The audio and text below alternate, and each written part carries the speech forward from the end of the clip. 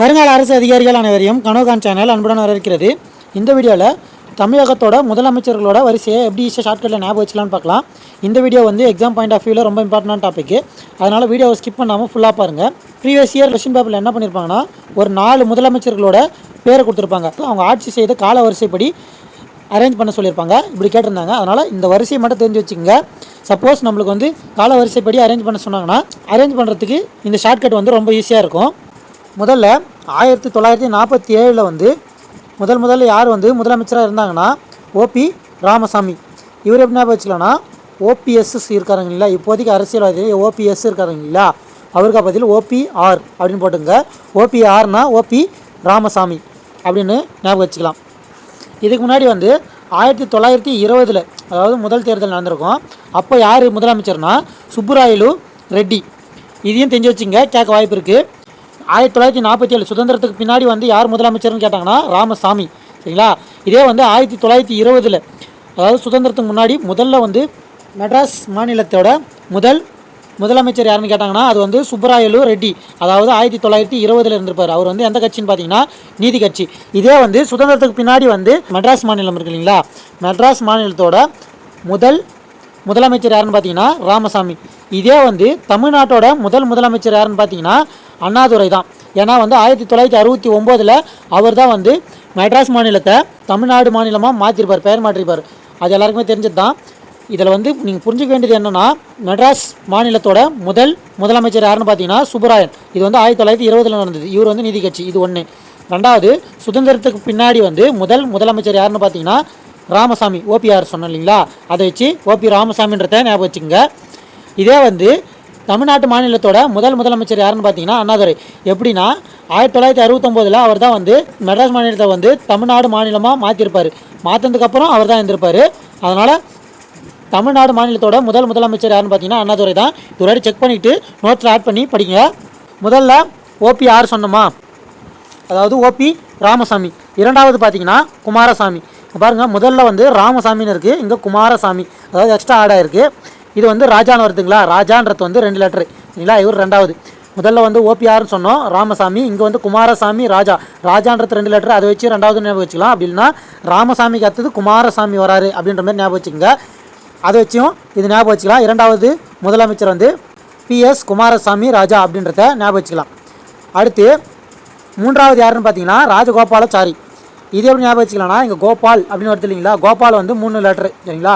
இதை வச்சு கூட நீங்கள் வந்து ராஜகோபாலாச்சாரி அப்படின்றத ஞாபகம் வச்சுக்கலாம். அப்படி இல்லைன்னா ராஜகோபாலாச்சாரியோட பேர் வந்து ராஜாஜின்னு சொல்லுவாங்க, ராஜாஜி. இதுவும் 3 லெட்டர் தான். இதை வச்சு மூன்றாவது முதலமைச்சர் வந்து ராஜாஜி அப்படின்றத வச்சு ராஜகோபாலாச்சாரி அப்படின்றத ஞாபகம் வச்சுக்கலாம். இவர் வந்து அதாவது 1952 54 வரைக்கும் இவர் இருக்காரு இல்லைங்களா. இந்த 52 தான் வந்து சுதந்திரத்துக்கு பின்னாடி மெட்ராஸ் மாநிலத்தில் முதல் சட்டமன்ற தேர்தல் நடந்துச்சு சரிங்களா. அது மூலிமா வந்தவர் இவர். இப்போ பாருங்கள், நார்மலாக வந்து மெட்ராஸ் மாநிலத்தோட முதலமைச்சர் யாருன்னு கேட்டாங்கன்னா சுப்புராயலு ரெட்டி, அதாவது 1920. இதே வந்து மெட்ராஸ் மாநிலத்தோட முதலமைச்சர் அதாவது சுதந்திரத்துக்கு பின்னாடி அப்படின்னு பார்த்தீங்கன்னா ராமசாமி. இதே சட்டமன்ற தேர்தல், அதாவது முதல்ல சட்டமன்ற தேர்தல் நடந்துச்சுங்களா, அதில் வந்த முதலமைச்சர் யாருன்னு பார்த்தீங்கன்னா ராஜாஜி. இதே வந்து தமிழ்நாட்டோட முதலமைச்சர் யாருன்னு பார்த்தீங்கன்னா அண்ணாதுரை. ஏன்னா அவர் தான் வந்து மெட்ராஸ் மாநிலத்தை தமிழ்நாடுன்னு பெயர் மாற்றிருப்பார் 69. இதை வச்சு இது 4 பேரை ஞாபகம் வச்சுங்க, கேட்க வாய்ப்பு இருக்குது. அடுத்து மூன்றாவது கோபாலாச்சாரி, அதாவது ராஜாஜி சரிங்களா. ராஜாஜின்ற லெட்டர் வந்து 3 லெட்டரு, அதை வச்சு இது ஞாபகம் வச்சுக்கலாம். அடுத்து 4வது காமராசர். நம்மளுக்கு வந்து கல்வி கண் திறந்தவர்னாவே அது காமராசர் தான். அதாவது கல்வி அறிவு இருந்தால் தான் நம்ம வந்து 4 பக்கம் நடக்கிற விஷயத்தை தெரிஞ்சிக்க முடியும். அதனால் கல்வி கொடுத்தவர் காமராசர். அதனால் அதை வச்சு 4 பக்கமும் தெரிஞ்சுக்கலாம் அப்படின்றத வச்சு காமராசர் அப்படின்றத ஞாபகம் வச்சுட்டாலும் சரி. அப்படி இல்லைனா காமராசர் தான் வந்து இருக்கத்திலே தலை சிறந்த முதலமைச்சர் தமிழ்நாட்டை பொறுத்த வரைக்கும். அதை வச்சியும் அவர் அந்த தலை சிறந்த முதலமைச்சராக இருந்ததுனால அவரை பற்றி 4 பக்கமும் தெரிஞ்சிருந்தாங்க மக்கள் அப்படின்ற மாதிரி ஞாபகம் வச்சுக்கிட்டு இதை தெரிஞ்சுக்கலாம் சரிங்களா. மொத்தமாக வந்து காமராசர் வந்து 9 வருஷம் ஆட்சியில் இருந்திருப்பார் சரிங்களா. இந்த 9 வருஷம் வந்து 1954 1963 வரைக்கும் இருந்திருப்பார். இந்த 54 63 எப்படி ஞாபகம் வச்சுக்கலாம்னா, இந்த 19 விட்டுருங்க. இந்த 5 4 கூட்டினீங்கன்னா இந்த 9 வருஷம் வரும். அதே மாதிரி இந்த 6 3 கூட்டினீங்கன்னா இந்த 9 வருஷம் வரும். இதை வச்சு இந்த இயர் ஞாபகம் வச்சுக்கலாம்.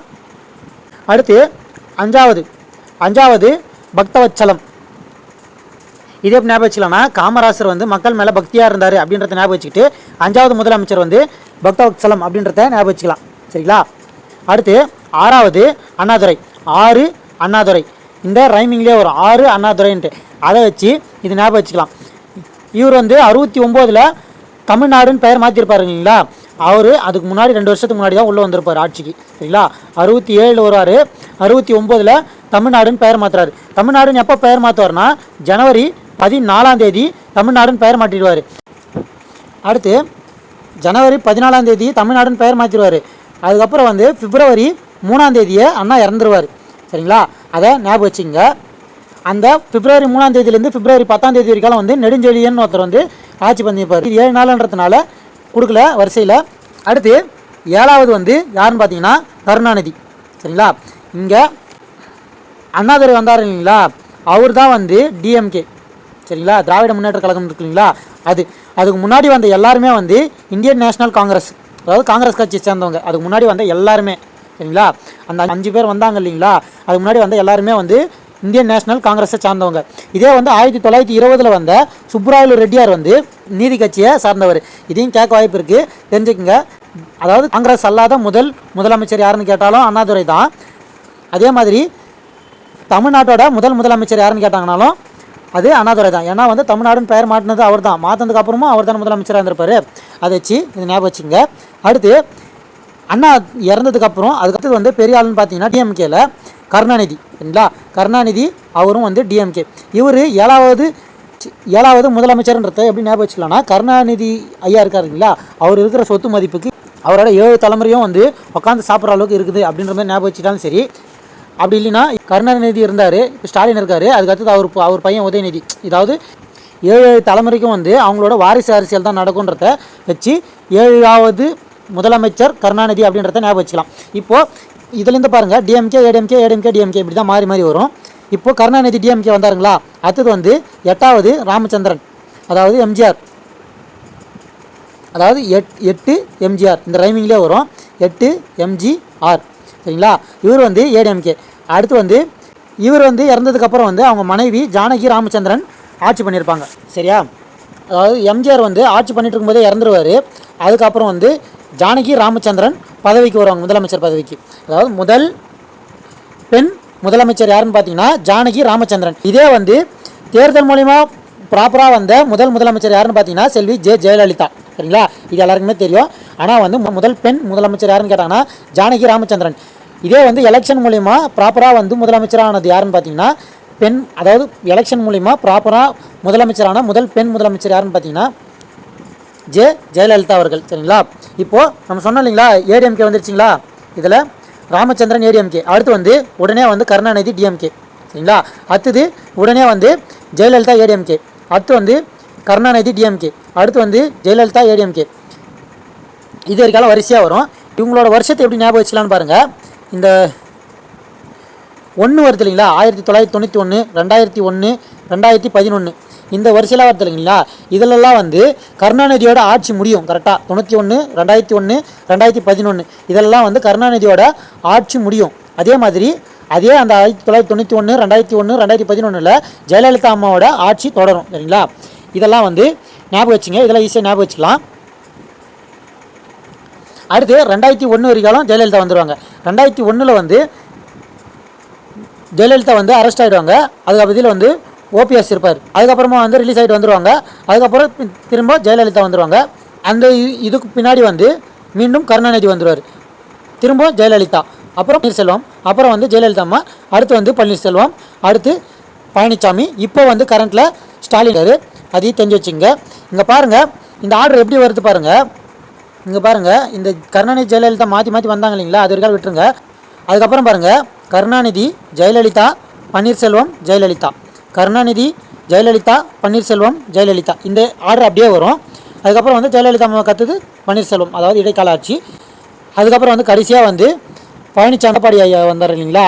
அதுக்கப்புறம் வந்து இப்போது ஸ்டாலின் இருக்கார். அதையும் தெரிஞ்சு வச்சுங்க. சரிங்களா? இதுதான் வந்து தமிழகத்தோட முதலமைச்சர்களோட பட்டியலை ஈஸியாக ஞாபகம் வச்சதுக்கான ஷார்ட்கட் வீடியோ. இந்த ஷார்ட்கட் உங்களுக்கு பிடிச்சிருந்தா வீடியோவை லைக் பண்ணிக்கோங்க, உங்கள் ஃப்ரெண்ட்ஸுக்கு ஷேர் பண்ணி விடுங்க. இந்த வீடியோ பற்றின நிறைய குறைகள் எதனா இருந்துச்சுன்னா அதை கமெண்ட்டில் சொல்லுங்கள். இது போன்ற எக்ஸாமுக்கு தேவைப்படுற முக்கியமான குறிப்புகள் மற்றும் ஷார்ட்கட்களுக்கு நம்ம சேனலை சப்ஸ்கிரைப் பண்ணிக்கோங்க. மீண்டும் அடுத்த ஷார்ட்கட் வீடியோவில் சந்திப்போம். இப்படிக்கு கனவு காஞ்சிவா. நன்றி, வணக்கம்.